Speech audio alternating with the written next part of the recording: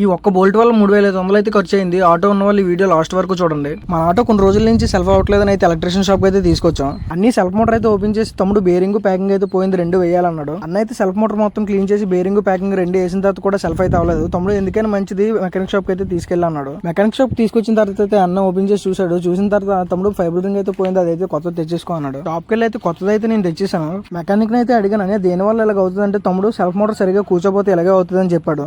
మన బండికి పోయిన ఫైబర్ రింగ్ అయితే ఇదే.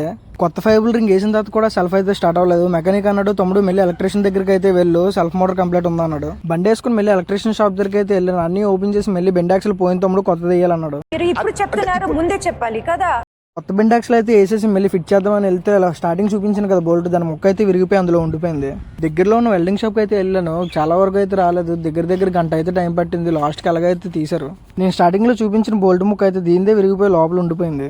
ఆ ముక్కని వెల్డింగ్ చేసి తీసిన అతనైతే ఇతనే అచ్యుతాపురం అనకాపల్లి వెళ్ళే రూట్ లో సైడ్ ఉంటుంది వెల్డర్ దానా అంటారు. ఆ లోపల ఉండిపోయిన ముక్క అయితే ఇదే, దీనివల్ల ఎంత ఖర్చు అయింది. మళ్ళీ ఎలక్ట్రిషియన్ షాప్ కి అయితే వెళ్ళి సెల్ఫ్ మోటార్ బిగించడానికి వెళ్ళాం. సెల్ఫ్ మోటార్ కి ఈసారి కొత్త 2 బోల్ట్ అయితే తెచ్చాం. అలాగే కొంచెం సబ్స్క్రైబ్